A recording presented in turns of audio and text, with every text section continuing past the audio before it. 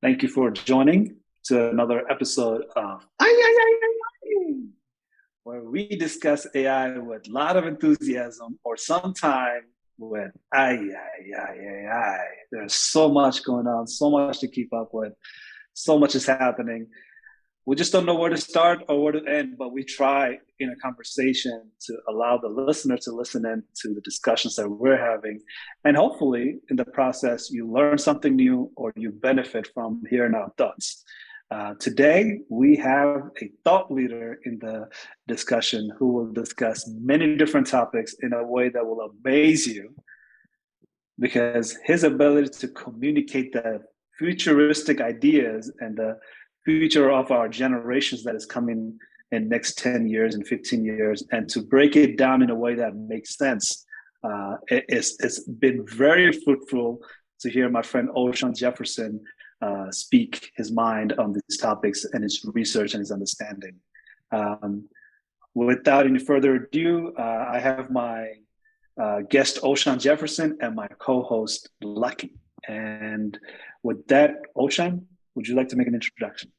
Sure, man. Thank you for letting me take the AyAyAyAi ride with y'all and journey, and I look forward to this great discussion about this topic. Yeah, thanks, Oshawn. I'm really welcoming your perspective. We had a few conversations prior, and this is looking to be a great podcast and really understand and get your unique perspective, and really it really ties into some of the perspectives we have. But again, it's nice to have a different view. And welcome to AyAyAyAi. AI.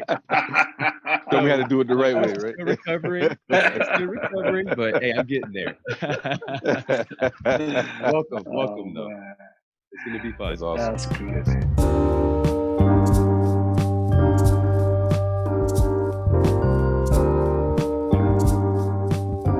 Well, AyAyAi captures all the languages on all different ways, right? So today, it's relevant to be excited about AI, but also to be frustrated and have some different opinions other than excitement about AI. So I figured we go through some news that I've seen on just in a simple Google search, which I will encourage the audience to keep up with.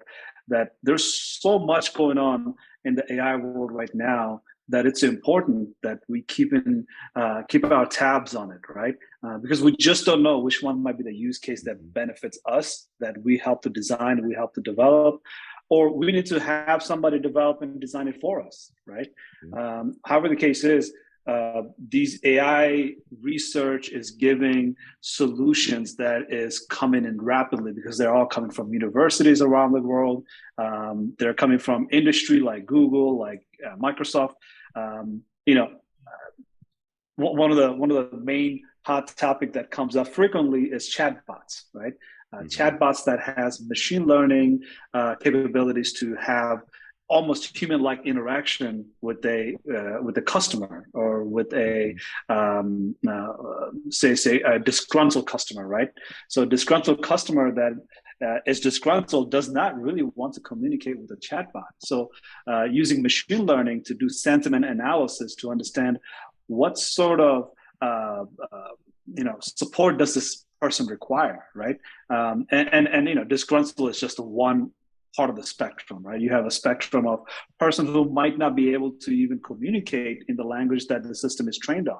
So systems' ability to understand these kind of differences in customers' need is not only a good customer experience, but it also leverages on the fact that the industry is able to utilize their human capital in much more effective ways, right? And that's just the one spectrum of machine learning. If you go to the other side of the machine learning, they're utilizing machine learning for climate research. How do we incorporate machine learning and AI to help us solve all these climate challenges that we have that's been brewing for so many decades at this point? And how do we engage with that climate changes in the future days to come? Look, the use cases are abundant. It's all around Google. If you just search for it using machine learning innovation or machine learning use cases. some of the industries are very upfront about how they are utilizing machine learning, and some industries aren't so much. So if you look at the marketing industry, the marketing industry is very upfront about how highly beneficial it is to have machine learning, while on the other side, the financial industry might not be as open to discuss how machine learning is utilized in order to detect fraud, in order to detect an advantage to have machine learning for financial gains, right? Say, for example, stock market. That's one of the financial reasons that the machine learning is not really being talked about in the financial industry or being discussed openly. Another closed door would be the military, right? Military has lots of machine learning use cases, and it necessarily does not have to be public for people to know how these machine learnings are being utilized, but it is impacting machine learning, the military operations using machine learning. Manufacturing has robotic process automation, AI-driven robotic process automation, not necessarily a robot with hands and legs and eyes. It's just a robotic process automation that instead of having a software just keep repeating over and over, but this software is able to learn from its process automation, right? Its ability to learn from a process that could be redundant or could be dangerous to human beings to perform those work. If a robot is able to perform that, we save a lot of human capitals, human labor, and also the risk of insurance, right? So I'd like that's to just a talk little bit about of that the a little story. bit. Yeah. Please go ahead. Well, it just with Elon Musk, they've talked about that new robot and this was released a few weeks ago, or maybe almost about a month ago. The new Tesla robot, $20,000 a piece, right? And everyone can buy one.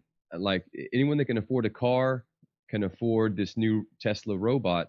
And Elon was talking about how the Tesla robot only runs so fast, so we could outrun it. So. If it tries to hurt us, we could outrun it. He mentioned a few things that make you feel like the robot was under-designed so we could feel safe with it. But then I saw this one thing where they said that they're talking about the power of the leg, that it could push down like 150 tons or something, metric tons.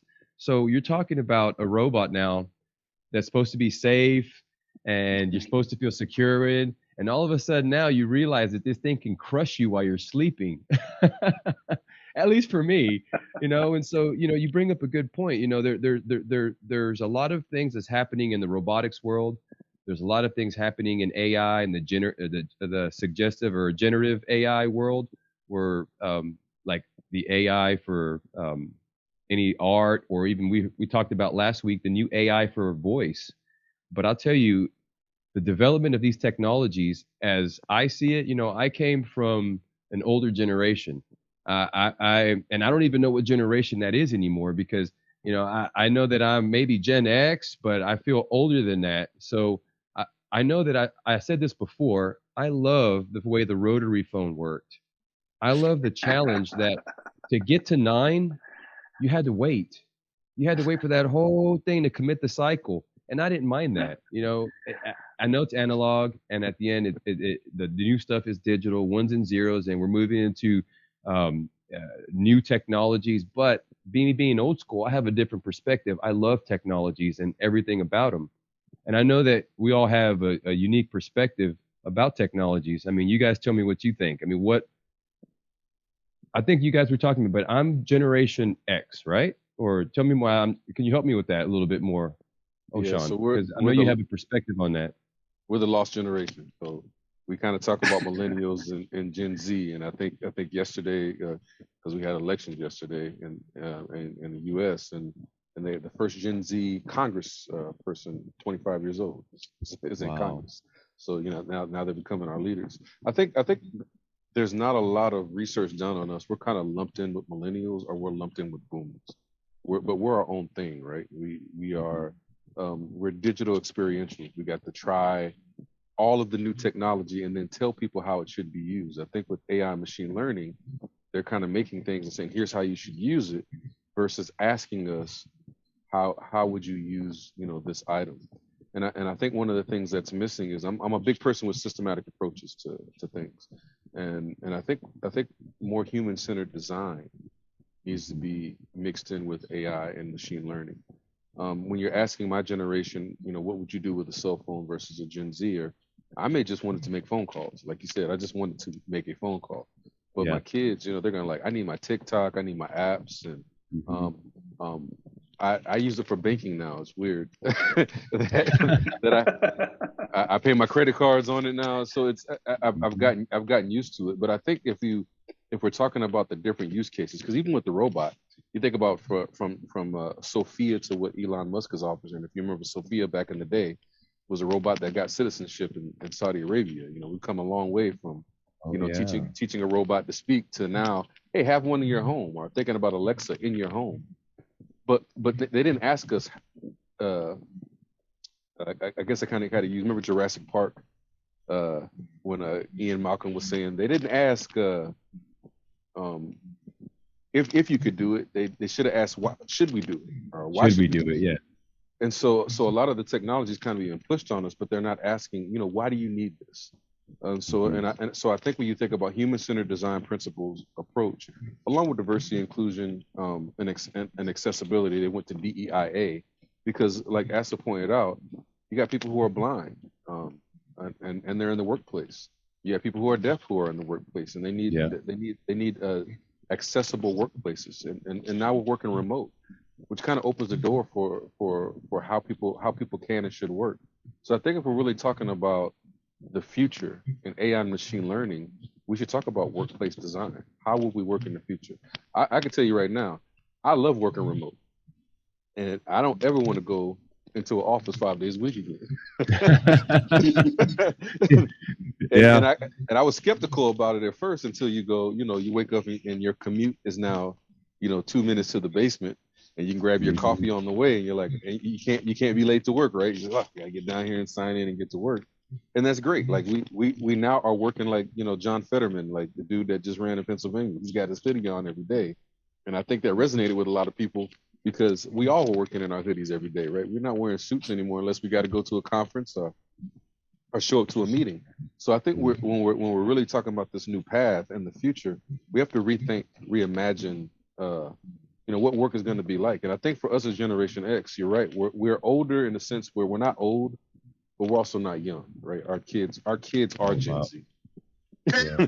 Like I tell my kids all that. They're like, Dad, we're so forward thinking. I'm like, yes, you're welcome. We're taking everything you showed us and gave us, and we're using it well.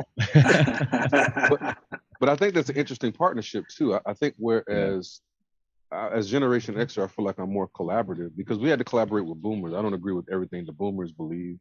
I don't agree with everything millennials believe. I'm a mix of both, right? I'm not so old where I don't always like technology, but I understand why we have to move toward it. I'm not going to impede progress, even when I don't like it. So I think when we're thinking about ML and machine learning, companies, yes, they're telling us their capabilities, but there has to be a balance when we take these use cases and these case studies that we're really looking at the way we work, the way now that my workplace extends to my home. The way that because I can work from home, it extends to an accessible workspaces, but we really need to look at how we're designing it and take that human-centered design approach that always starts with empathy to put people first. So we're not just throwing machines at folks and throwing the technology at people. Like you said, this thing might crush me. So give me a different use case for this robot. Yeah, man.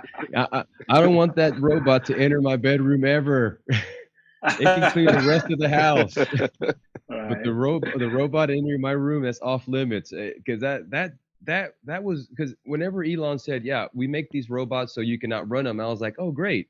So I know that this robot, it's going to move slow, and I know that I can get away from it if I need to. If anything, I can just walk away from it, and that'd be great. But now that they talk about how much pressure, how much power it has in its limbs and legs, the speed doesn't matter. It's still a threat. It's just a different type of threat. And so, to add to this robot spectrum, again, I have just thousands of spectrums in my head. And, one of the things I have about the robots is that, look, these robots will do works that will challenge this inequality that will come in the future, where some people are working from home and yet majority of the people are working in a factory. Well, how do we get people off of the factory work and integrate them into a life where they're not thinking, I work in a factory, I work my tail off, and here this guy's on the other side sitting in the comfort of their home, and they get to live their life and I don't, right? So how do we address that difference in lifestyle by having robots not replacing them, but rather augmenting them, because their expertise to work in a physical location using their body energy and the ability to maneuver things with their hands and limbs, right? How do we augment a robot to give them the comfort that we as an IT workers, or most likely the managers that are working from home, how do we augment them, right? If we are able to augment them to do better jobs safely and more reliably without having those incidents that we have to deal with when we're talking about OSHA, we're talking about like insurance and we're talking about compensations, right? How do we help them to do more with those robots? Because these robots will have a spectrum, right? As in, like in Japan and many Asian countries, they already use robots for home care, right? These are the senior home care supports robots that are, built to provide you with like comfortable, they malfunction most of the time, but they're not dangerous. Hopefully those malfunction doesn't cause any accident. But my whole point to that would be to say, like, look, these robots have a spectrum of usage, and the spectrum of usage addresses that talk that Oshawn just did, which is about working from home. How do we create a society where we don't have this division between people that work from home and people that can never imagine having comfort at their workspace, right? As in, they still have to go into work because they're not choosing to work in IT using keyboards. They're direct laborers that they have to be in the factory setting, but in the factory setting, they're much more comfortable than they are today. So I think there's a great perspective that's coming down the path. So Asif, I think we're gonna have to reimagine what college means and what it means to have a trade as well. So I think in our head, when we're talking about workplace design and the future of work, Manpower Pro does a study every year. So it talks about 3 in 4 employers can't find skilled workers. So there's certain manufacturing jobs that take a human being and a specialized skill. I think we're coming out of this model where it's go to high school, go to college, and if you have more college education, therefore you get more money. I think we're coming into a place where, especially with technology, that some of these skilled jobs like chip making and some of these things where I need a human, and I need somebody who worked there with their hands. I think you're going to see that pay scale have to even out, where artificial intelligence and machine learning will be used to help supplement that skilled worker, along with that remote worker. So I think when we think about the laborer, that's always come with the connotation that, think about us growing up. If you went to a trade school, it automatically meant, oh, you're going to make less money because you did not go to college. Yeah. I don't think that's the case anymore. And so when you're talking about even us who work IT work in traditional workplace settings, you have to be a jack of all trades. There's a great book called Range that written by Dave Epstein that talks about what the future of us working. I think we kind of used the phrase jack of all trades wrong, because the whole phrase is a jack of all trades is a master of none, but oftentimes more useful than a master of one. We're going to have to become human army, Swiss Army knives, where we are applying a multitude of skills and machines to actually advance in the future of work. I think remote work does take a certain type of skill level as well, right? We don't look at we take for granted the laptop technology and Teams and the infrastructure that takes, right? Just to work from your house, VPNs, all these other things that we use to work from home. You're not just at your house; you're actually working. But also, what does that mean for employers? What do I have to also add to your house? Because right now we're having a debate. Why do I pay for my Wi-Fi if I'm using it for you? So companies may have to look to invest in my home office a little bit different. So when we're thinking about AI and machine learning, we really have to think about workplace design remote and workplace design for manufacturing skills and reimagine what that means, because it's the pay scale is going to end up tipping for skilled workers who can leverage AI to do manufacturing versus remote workers. So I think we're just looking at a dynamic change in the workplace. And I think we've talked about this before. There's such a skills gap in today's workplace that it's at a price tag globally of $9.1 trillion. So you're talking about boomers who don't know how to use Teams, right? That's a skills gap. Or somebody like me who's now getting into BI Pro, Microsoft BI Pro, because now we're learning to build data sets to put on websites. That's how we're going to build data sets on the back end that are more secure. But that requires me to get a brand new skill that I did not have before. So that skills gap right there, just closing those skills gaps in the workplace to get us to use more automation and artificial intelligence, machine learning, is a big price tag to companies. And they got to reimagine how we work, right? That's not college. IT jobs is not go get a master's degree. You know, I can go on Coursera and start my journey. And it's more hit or miss experiential. Like we're looking for business solutions because our accessibility with DMA, a place I work with, is so slow. The bureaucracy moves so slow, and they got to work with cyber first. They're looking at how do we secure it, but that doesn't help with progress.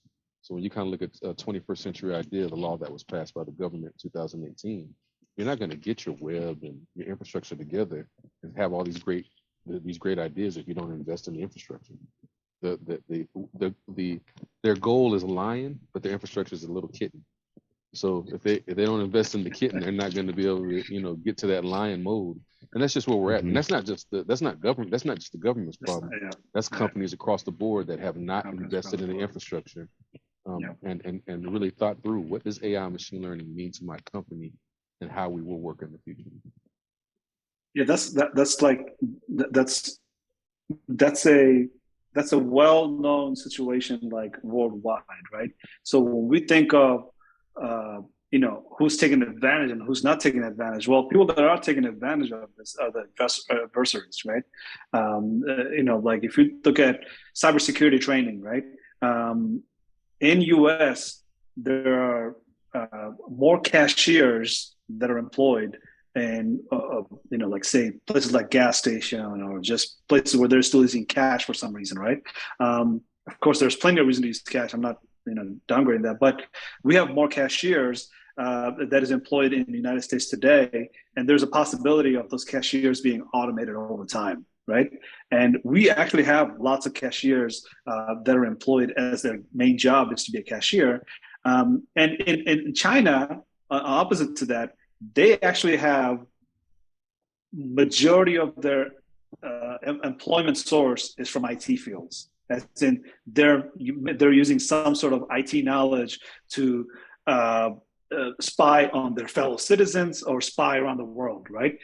Using technology. So, and that doesn't necessarily say that, I have to say the difference between population in the US is 330 million, where in China it's 1.2 billion, right? So when they have amount of cashiers that we have in this country, which is the highest number of employment in this country, they have that many people that are knowledgeable about IT systems, right? We don't have that many IT people in the United States, right? So when we're talking about scaling that lion and a cat, well, the process is very much in need of repairing and lots of investment, and yet we don't have enough people to invest in that, right? So what we have to do is actually look at the numbers and say, okay, if I have to scale, which one can I scale the fastest? And for us in this situation, we have to scale both the people and the machine learning technology to augment the small number of people that we will have in the future to work on IT process, right? Because we cannot actually take all the cashiers and convert them, flip them into like IT professionals and have a great amount of IT professional available and working, right? What we have to do is look at the workforce and say, how do we take the small workforce that is IT related, working on IT fields, and augment them in a way that we don't have to add more people, but any people that comes into this workforce is able to do more like they are able to do in China, right? The adversaries in China, the reason they have a high amount of IT people is not because they're doing great innovations with IT. They use IT in a way to spy in their own citizens and to keep track of their citizens within their borders, do all sorts of work that is to keep a tab on what's going on in the community and societies, so they don't go against the Communist Party, right? Oh, look, that number is great, but it doesn't work well when you look into the future because they are master of one, which is to spy through IT technology, not to do IT innovations. Where on the other side, we have more IT innovations coming through this country. So these numbers, even though they're high and low, they actually speak two different stories, right? Yeah. Yes, we have a low IT workforce, but that doesn't mean that we cannot develop a high capability machine learning system to augment or assist this low number of workforce that are in IT system. I'm trying to describe it as beautifully as you do, but I'm trying my best. Well, the other side of it is, and this is more of a cultural thing.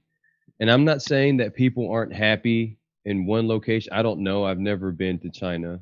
I have friends in China, but you figure living with a certain type of pressure, it's hard to be innovative and creative when you're stressed out.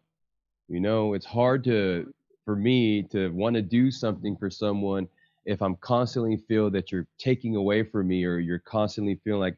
So I think there's maybe a cultural difference there, where in the U.S., you know, people are just innovative. They want a capitalistic society, and I think it's one of those things. It's not the have or have nots, but I think that in some case where if we just kind of look down to the future, the way robots and AI is going to proliferate across different markets, it's going to be different for everybody. Because the way I see it is there may be a new social class, and I'm not sure if that's the right description, but you're going to have people that use robots to augment their daily life that makes things more comfortable.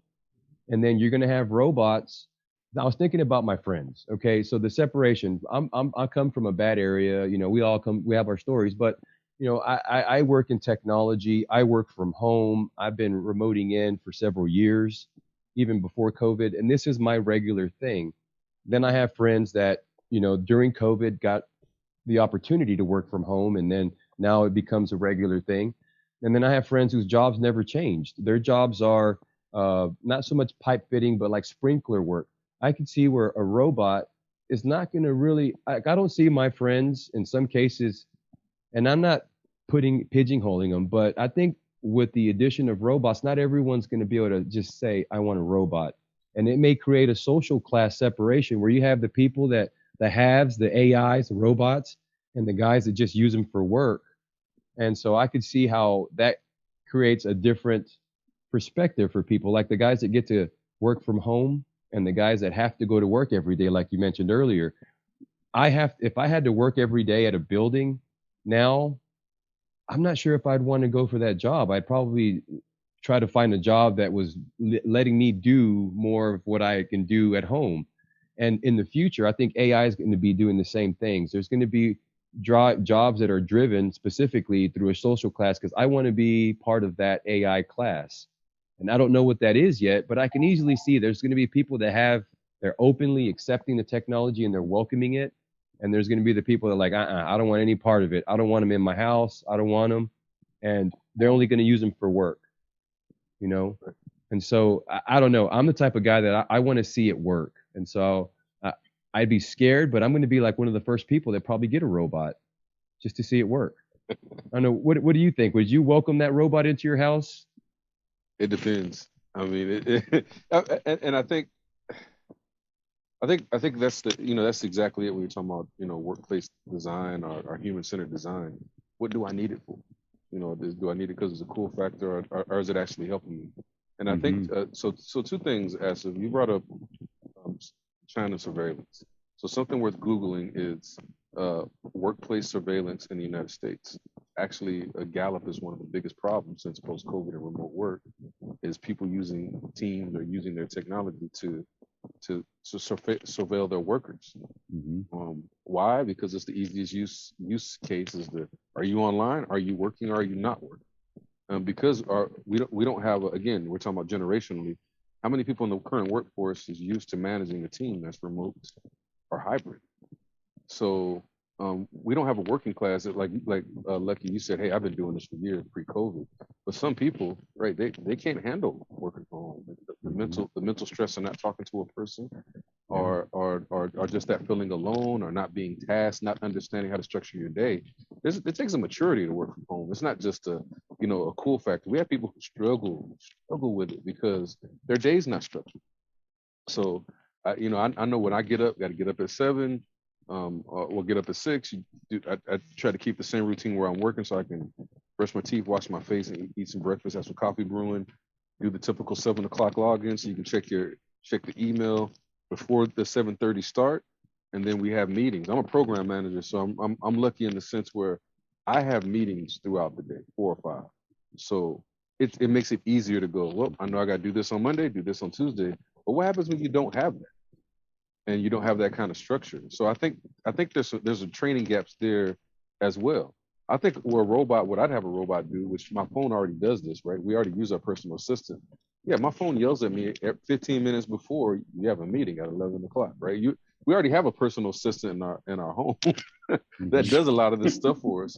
But I would love it if, especially when we have break fixes and web updates, I would love to have a computer next to me to go, hey, go fix that, go fix website X. That would free me up to do other things. I think it's not about replacing, what tasks are menial, or like when you're doing a report where you're just putting in numbers. I would love to tell a robot, hey, log in the site cage, download the numbers, and put them into this, database. That's so tedious. And a robot could do that task for me and print it out for me and send it to me. So I think it's don't just give me a robot and say, here's a cool robot. I'd want to personalize that robot and say, here's what I needed to do. Because I think there's a difference between using a robot for work, where I can put it back in the box when I'm done working, or at the house. Can a robot cook me up some ramen noodles and cook a hot dog, be on the grill in the back? So I ain't got to deal with the smoke. That's what I'm talking about. So I want to teach my robot how to cook a good steak. Right, just go out back and say, or hey, it's Friday. It's Friday. It's 1 o'clock. Can I send the robot, out and grab some port wines as it's Friday, and so I don't have to leave the house. So I think there's a lot of things when we think through it, we're not having that conversation, because you're right, the haves and the have-nots. But I think the companies that actually kind of look at human-centered design and even how we're building infrastructure at our homes, right? I think we have to the focus on return on investment, ROI. That's been that's pretty commonplace in business. They need to add in this factor called HROI, human return on investment. So I think it's much like when you buy solar panels. I got to pay a lot of money for those solar panels, but it pays off later. So when I'm thinking about human-centered design, if I want to keep talent, and Asif and I have talked about this offline, we have in the United States of America, so we got a global market now, and the thing that technology connects us all. The United States has a 1.5 overall total fertility rate.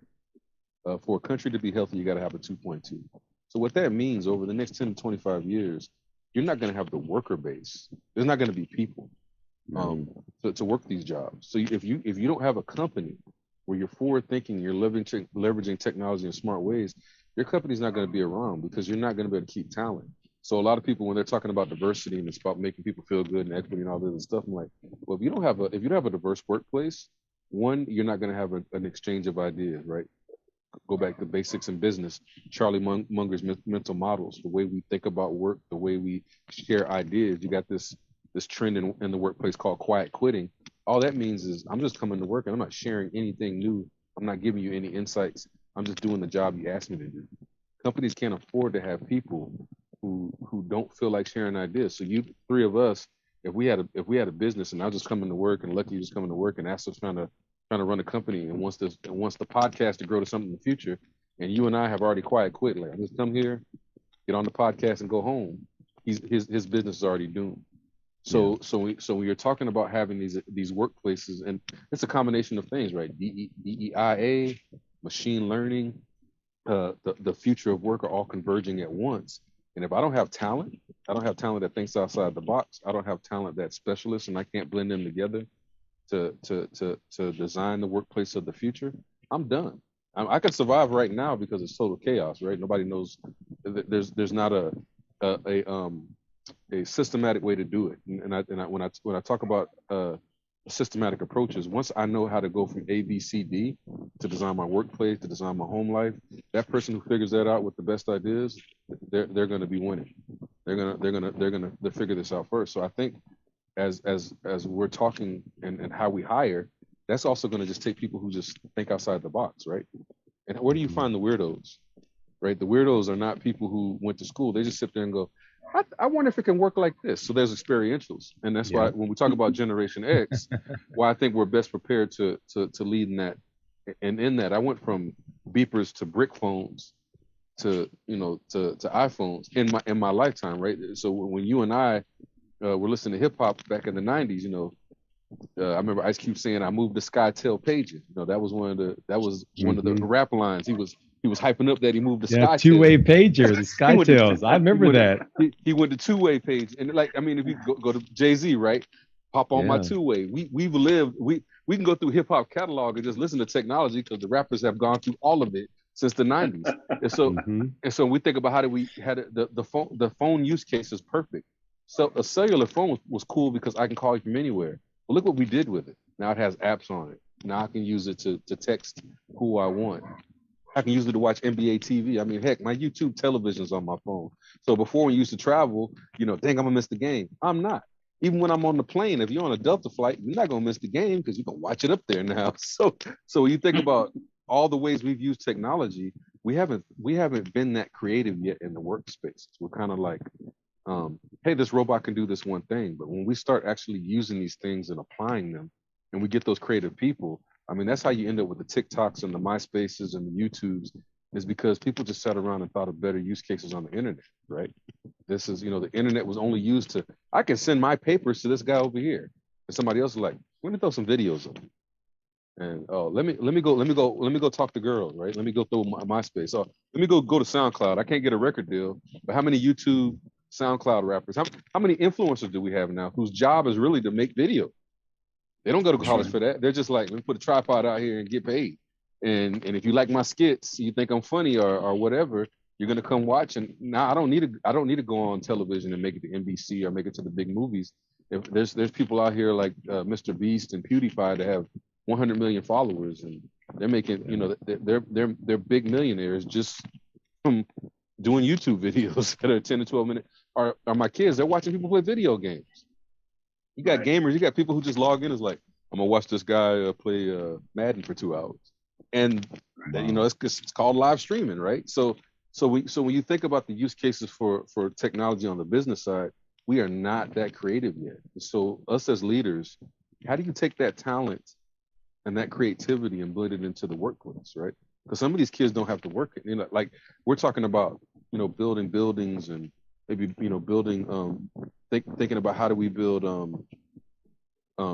buildings infrastructures that are now environmentally safe, or building smart cities.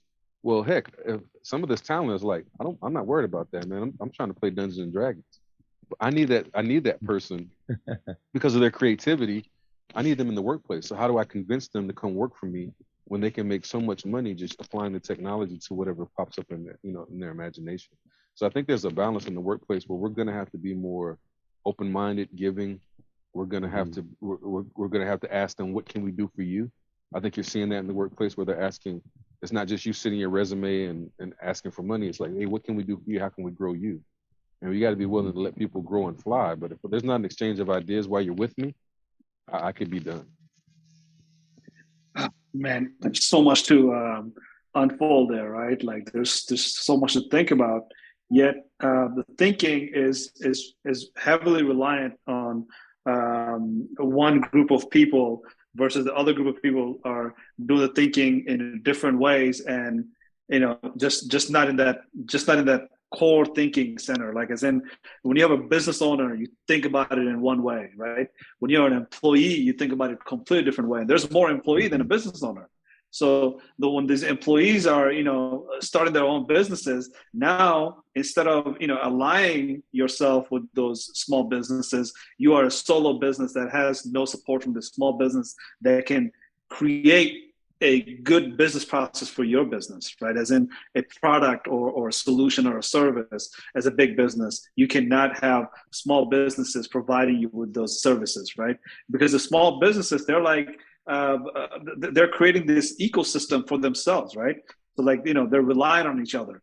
So YouTube provides these small businesses with their solutions, like, PewDiePie. I'm calling him a business because he is a business. He's an entrepreneur. He has a service that he's providing through YouTube to millions of other people. Yet some businesses that are thinking too hard in their little silos, they're not doing what YouTube is doing, which is, by the way, Google, to have these small business provide to their giant business system. And all these other businesses are kind of like isolating themselves in this thought process of bubbles, not realizing that there's so many small businesses out there that will impact them in a way that these bigger businesses like Google, Facebook, take Facebook off the list, Amazon, Microsoft, these giants will only get bigger because the small businesses will utilize them as a platform to do millions of types of small businesses, right? Either providing services, creating technology, solutions, whatever the case is. But the left out would be the one that is like in that thought bubble only. Like they're just thinking how the future will be without taking any much of an action. They're just thinking, right? And I see that a lot, and it's not frustrating. It's actually kind of inspiring to see how they think. But when they start taking action, is what tells me like, okay, who's going to be in the business for the next 15 years, right? Mm-hmm. I guess I shouldn't be name dropping anything, but like sometimes you look at some of those car companies that's been around for hundreds of years, some financial institutions that's been around for hundreds of years. They're probably not going to last that long because some of the cakes that are being that's taken away from them at this point, it's kind of telltale sign of like, what's coming in the future, where many companies that used to exist in a large number no longer exist. Hint, hint, Blockbuster. Right? Always a good use case to bring up because everybody remembers Blockbuster as long as you've been born after 2000s, right? Maybe if you're 10, 12 years old, you won't remember, but anybody who's of 18 plus years, they probably remember something about Blockbuster. So the silos of businesses that are big, giant, but they're not looking into the small businesses, the small services that the small business will provide, and not incorporating that into their business process, I think they're going to experience a huge loss, right? And going back to machine learning in all these conversations that I just heard, and I just want to take part in, is that machine learning, if you're thinking of machine learning as an object that you can buy off the shelf and, place that into your workplace, all of a sudden you become hip and cool like YouTube and Google and Microsoft of the world, or this Snorkel.ai, or other big companies that are really benefiting a lot from their AI services or AI innovation. It's not going to happen. What's going to happen is that you are going to have to start the day you decide you're going to start taking action. And that action is, if it's the day one, you have day 5,000 and 6,000 to go. Because when it comes to AI machine learning, it takes a long time for you to adapt and put that AI into work so that way it's benefiting you at one point. Because it doesn't benefit you on day one. It benefits you over time because it's like raising a child. You have to give it a birth. Once you give it a birth, then you have all this process of teaching it, growing it, making sure it's actually doing the work that you're supposed to do rather than say, hey, goofing off in the park and not doing what the work is supposed to be done, right? AI machine learning. I'm not talking about human kids here. So AI machine learning, I think, needs to be understood in a user experience base, right? So whatever user experience you have that you either do it somewhat well or very well, but you want to scale that user experience more, you have to start integrating machine learning for that. And machine learning, beginning the conversation, we talked about robots, we talked about physical hardwares. Well, if you look at the other side of the spectrum of that, without single hardware ever being used or in a solution that you provide as a hardware, machine learning will create from the software the user experience that you need, right? So I think you mentioned talking about like that nefarious use of like, hey, are you working? Are you not working, right? A machine can check on an employee, right? A machine can indicate the variables and futuristic things that are changing, like isn't something that has happened in the past all of a sudden there's a variable that changed today and you're not aware of it, for the machine to tell you, hey, your website is having all these problems, let's go take care of that. And how do we do that ticketing system using machine learning to create a user experience for Oshawn is machine learning, right? And machine has to be taught that, right? Taught that fact that Oshawn has this pain point. How do you address that to create a user experience for Oshawn using machine learning? So he doesn't have to go through that 4 or 5 extra steps that is painful and takes away time for engaging in actual work that Oshawn has to do. So the user experience, I think, broadens the whole scope of how to look at machine learning and how to start applying machine learning to the business process. Because a lot of the conversation does end up talking about robots. Well, robots is not the first stage of engagement. It's rather the one of the midpoint where you are engaging with the hardware, where you're engaging with the robots. That's how you get to that, future vision that you set up with, right? But first you look at the user experience, and that user experience provides you with this Gen Z's ability to say, like, if I'm a Gen Z and I don't know how to use ATM machine, well, if I'm banking with you and you still have ATM machines, and that's the only way I can, do transaction, you don't offer me Venmo, or you don't offer me some machine learning capability that makes sure that the money that I'm sending is me, and you can verify me without, taking away my privacy, where you're not working on those machine learning capabilities, then I'm not going to do business with you. Yes, you've been in a financial institution for hundreds of years. Good for you, right? Next generation of banking, whatever that is, that's where I'm going as a Gen Z, right? Or Gen X. What comes after Gen Z? I don't know. I'm losing track of all those generations. But my point is, user experience is highly important in machine learning, and that's what we have to focus on. I think, Oshawn, you made a great point on this user experience that we need to work on. Yeah, can you light it up? Okay, just so everybody can understand, Oshawn, it's Boomer, Gen X. How do you? And I know that I should know this by now, but I don't, because anytime they bring it up, I say, you know what? I'm not any of X, Y, Z. Leave me alone. So. And you're right. I mean, we all have different. I mean, this is our human mind. We got to categorize things. So yeah. So if you think of the silent generation, that's people in their 80s and above. Then you have the boomers. Those are people born in 1964, back I think to 40s, and they normally do it around 15 years. So those are the boomers. We're Generation X, 1965 to 1980. Okay. And again, you'll get us thrown into millennials a lot. A lot of people will throw us into that, or they'll call us zennials. But that's our thing. From 1980 to 1999 is the millennial generation, and then I think the new people being born, and then X is 99 to 2020. Okay. And then whoever's coming after them, I'll let them worry about that. Their kids. And Z's to be then. No. Well, Z's 1999 to 2000. Okay. Millennials are Generation Y, even though we call them millennials, and we're Generation X. But you notice Boomers have a nickname. Millennials have a nickname. Gen Z, they call them Gen Z or Zoomers or whatever, but they have a good nickname. X, there's no. you go try finding studies on us, and it'll be really tough. But one thing when you talk about generations and then AI and machine learning, I think a phenomenon that you kind of see that I think can be adapted to AI and machine learning. If you see for social issues, a lot of diversity teams and businesses have put together these employee resource groups, right? So I can see blind spots and from people from different perspectives.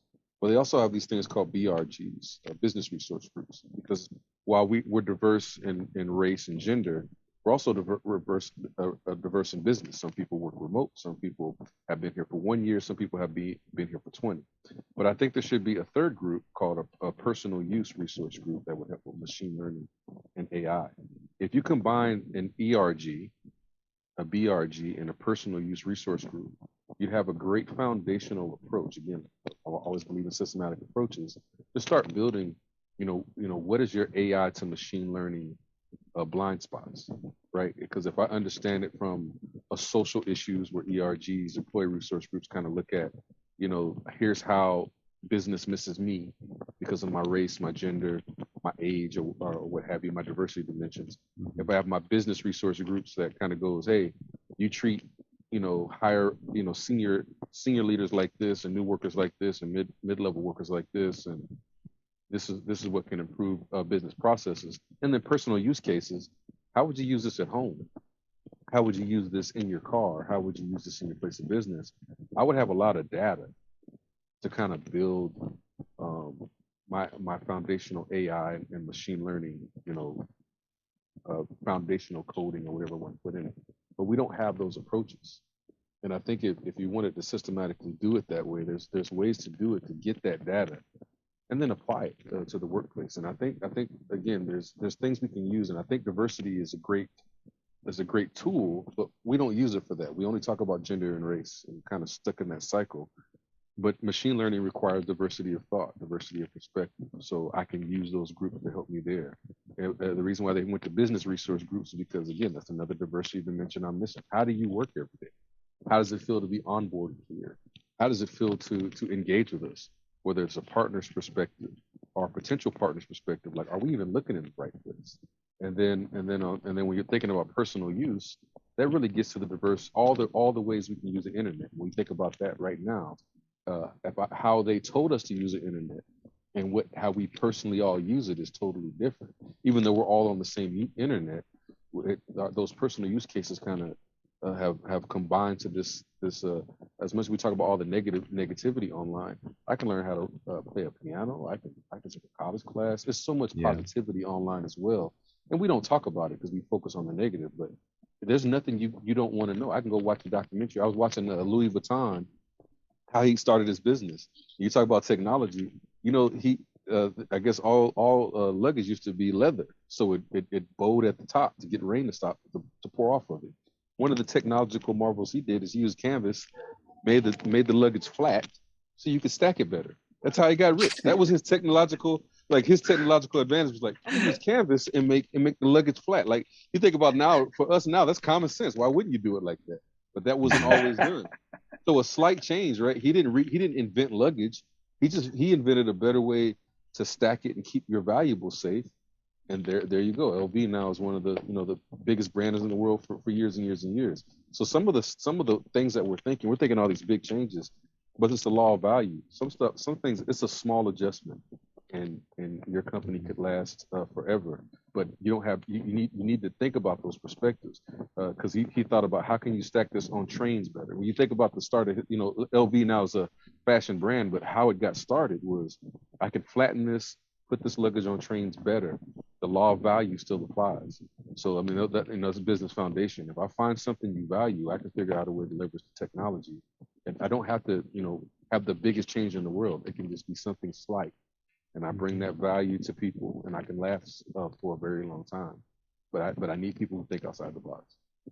Yeah, visioneer. So that's why, ladies and gentlemen, put a laptop in a military duffel bag was a wrong idea by an airman like myself, who've experienced that a military duffel bag is not a great place for a laptop, because that's how the laptops break. And specifically because somebody drove over your military duffel bag with my laptop inside. Yeah. Thanks for that memory swing all of a sudden. Why would somebody drive over your bag though? Well, they just were just having fun. When you drive a big truck like in the military, you don't know what's in front of you. So when you run over a duffel bag, it's not a big deal. But there was a duffel bag with a laptop in it. You're talking about the big duffel bags that you traditionally get you stuff everything into, right? Yeah, okay. Right. Yeah. So that's why you need that luggage. when you're younger too, before they made Pelican cases, I think about all the ways we used to travel. Like now, when I was doing combat camera back in the day, you put the lens inside of a lens case. It's all protected. But before, right. you threw it in your backpack, and you hear that crunch, and you go, you already know you broke it. You already know you broke it, but you don't want to open your bag. But you think about. I laugh now because like my remote is how many times we've lost the remote that like me and my family, we all have the remote on our telephone. But now Alexa can find my remote. Like if it's missing, I'll ask Alexa, where's the remote control? And it'll start beeping because we've lost it so much. So you think about little things like that, practical use, or think about find my keys or find my laptop. There's so many little things now that have made our lives just slightly better.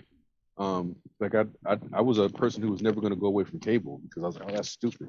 Now I'm streaming. I'm Fire TV all day. Like I'm wireless, and I think about how many things I said no to, now that I can't live without. And I think it's so I think it is funny.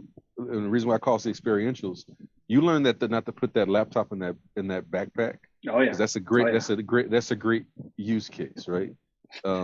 It's like wearing your A1s out in the mud. That's when you know the first day you think they look fresh, but you can't really wear them in the rain because they get dirty. So we learn those lessons. We learn those lessons the hard way. And I think of all the dumb ways. I can't remember how many beepers I lost trying to be cool. I didn't snap it on the belt right. I think about all the cell phones. Everybody's dropped it in water once, or dropped it off someplace high. Or how many times did I leave it? When technology is new and you forgot you have it, it's like, oh crap, where did I leave that thing?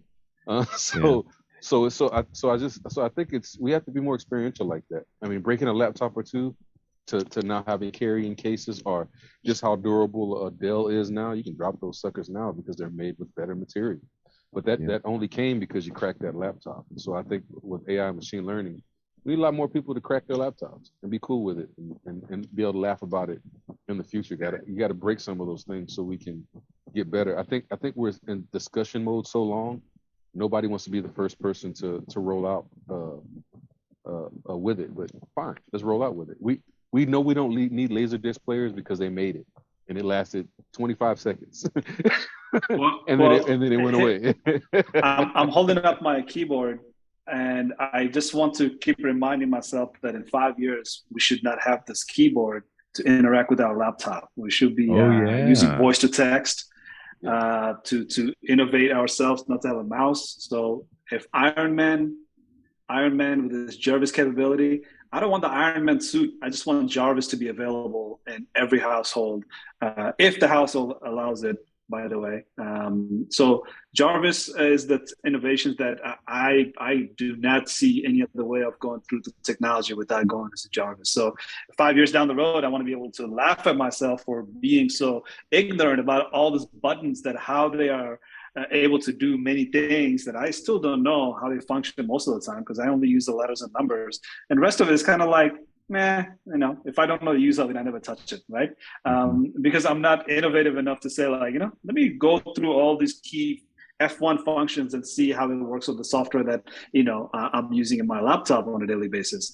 I think when you communicate just with the voice and say, like, this is what I would like you to do, laptop, do whatever I tell you to do, and laptop does it. And this laptop, as the hardware, won't even actually be available, because this laptop will just be a screen that you're communicating with. And this screen is actually an augmented reality rather than a virtual reality. It's rather that it's a projection of a light, and that the single device is able to listen in to what you have to say and project that on a screen that is floating in the air. So yeah, I want to be able to laugh at myself for being so connected to the laptops and the monitors in front of me, and to look at that technology and say, wow, we were only imagining it. But today, we used to be very silly about how we used to use keyboards and mouse to upgrade our laptop. I have those moments already. Oshawn, sorry about that. You remember back in the day when we all used to dial up to the internet? You had the 56K modem, and the 56K modem was the gold standard, but nobody could ever get 56K, and you would always get like 33 baud, or you just could never get that second channel to kick up so you can get the faster speed. And then you just remember having to have that extra line, because at home we had one phone line until the internet came about. Then you had to have a separate line for your daughter to talk to her boyfriend, or your son to talk to his friends. Because you remember we used to have these chat groups on your phones before we had the internet, and you'd be on a chat group on your phone, and if you wanted to dial out to the internet, you had to have your own separate line, or else someone would pick up the phone line and would knock you off the internet. And you'd get so upset. You're in the middle of transferring files or getting that one song or accessing that bulletin board and downloading files, and all of a sudden someone picks up the phone and you lose everything. That back in the day, things were tough, and now we look at it and laugh. I got a 2 gig connection into my house, fiber optics that we play with. Life is just, it's like it's almost not real. Right. Well, I mean, it's funny. It's funny that, I mean, think about video games. Going from Donkey Kong 32-bit to like an 8K where you walk. Is that a movie? It's like, oh, it's my video game. You can't even tell. We were just we were just talking with my kids. I said, you know how fun that, and it's not even virtual. We're just talking about the Xbox One and PlayStation 5. So if you're talking about like virtual reality, I remember the first time I saw one at a social media conference, and it was a dinosaur, and it was too real, and you had a choice. You had to. The dinosaur's chasing you, and the whole point was to get you to jump off of the Empire State Building. Oh. And so you get to get eaten by a dinosaur. You jump off. You have a parachute on, but I said it was too real. You could take it off. I took it off. I'm like, because I had to readjust. Because I'm like, wow. Because I could hear the wind.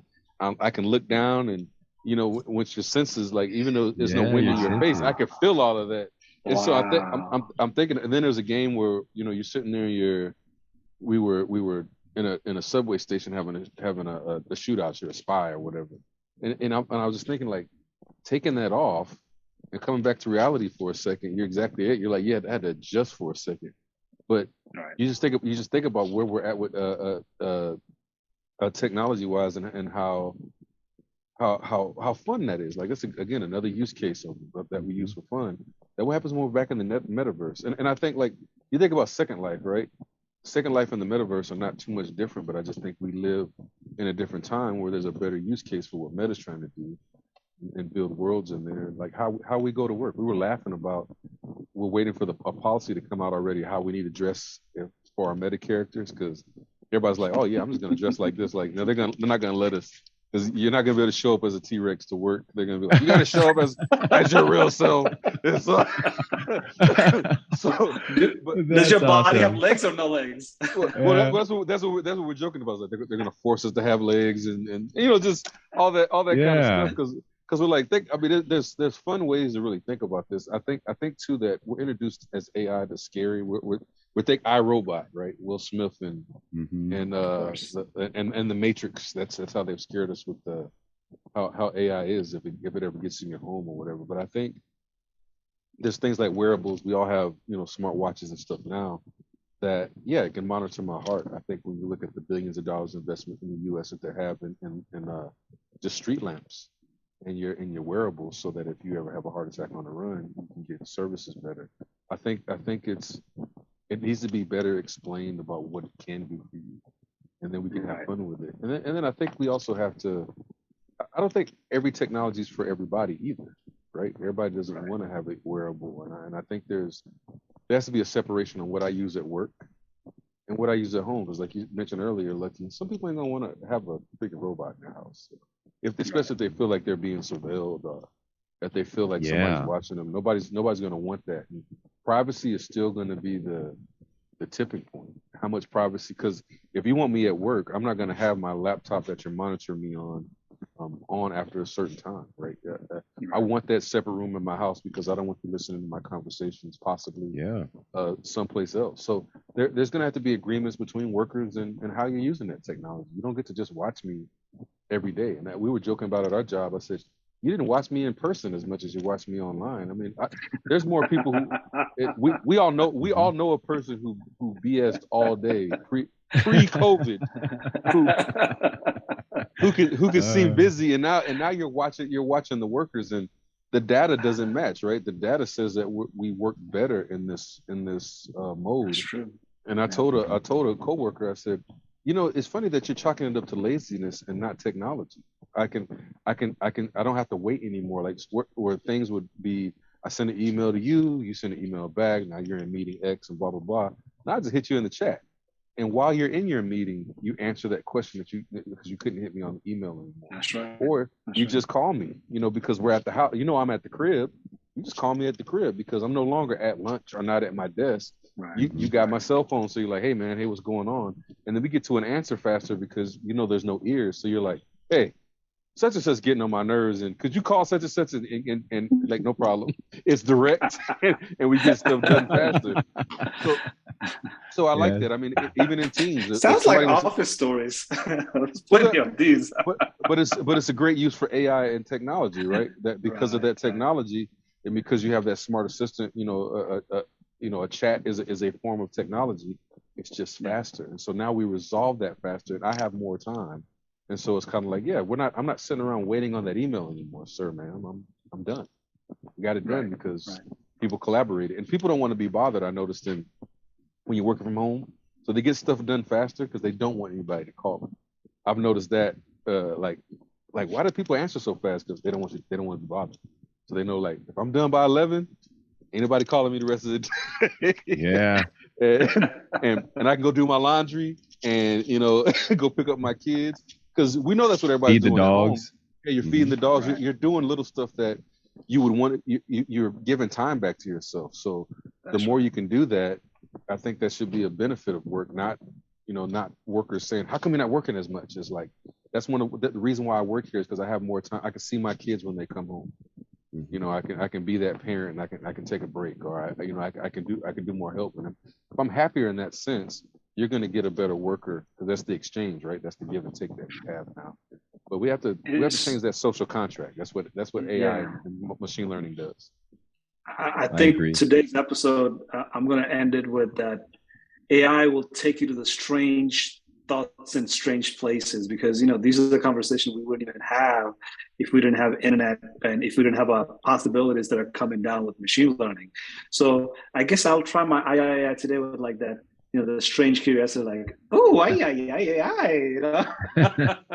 AyAyAyAi. AyAyAyAi. Thank you so much, Oshawn, for this amazing conversation because we went from robots to just that workplace environment in the gradual steps, but in between we have tons of insightful information that I think we have to revisit over and over and open them up one by one. So how do you say, Oshawn, your last word? Well, I really appreciate taking this journey on the AyAyAyAi broadcast. See, I tried a little bit, still not good at it. But hey, this is a great.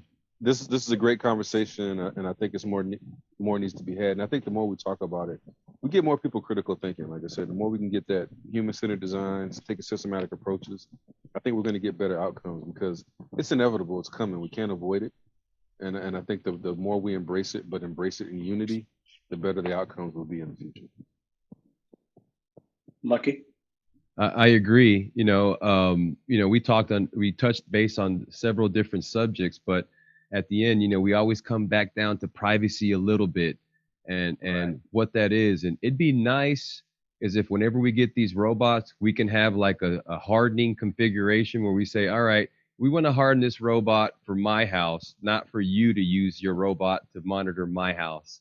Because I would love to be able to say, okay, I'm going to turn every protocol, everything off except for what I want to allow. If it updates, great.